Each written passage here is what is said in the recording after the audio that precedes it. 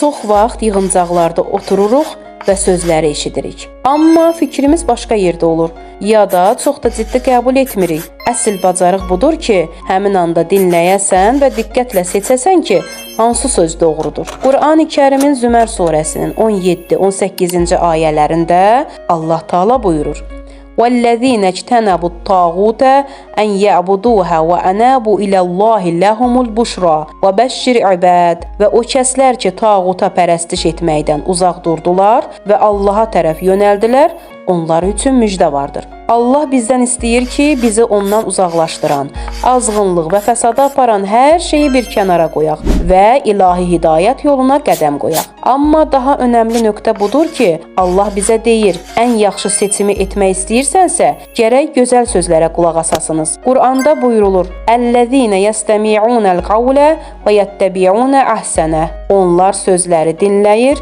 və ən gözəlini seçirlər. Bu o deməkdir ki, fərqli fikirlər və sözlər deyiləcək, amma biz diqqətlə qulaq asmalı və ən doğru, ən gözəl qərarı verməliyik.